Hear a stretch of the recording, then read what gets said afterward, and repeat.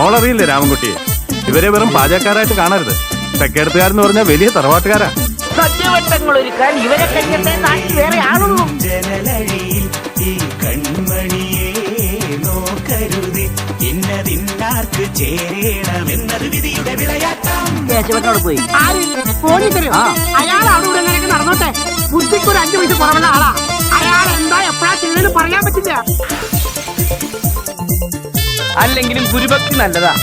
ഗുരുഭക്തി ഒന്നുമല്ല, ഗണപതിക്ക് കൊടുത്തിട്ടുണ്ടല്ലോ തുടങ്ങാൻ. തടസ്സങ്ങളില്ലാണ്ട് പോണല്ലോ. തടസ്സങ്ങളില്ലാണ്ട് തന്നെ പോണത്. 2 ദിവസമായിട്ട് ലൂസ് മോഷനാ.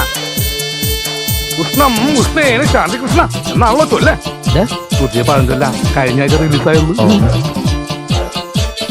പൊന്മണിയെ മണിക്കുയിലെ പാടണം പാടാതെ നീ, പൊന്നാരച്ചെപ്പിൽ താലോല പൊന്മുത്തായി ദൈവം തന്ന പൊരുളാണു നീ.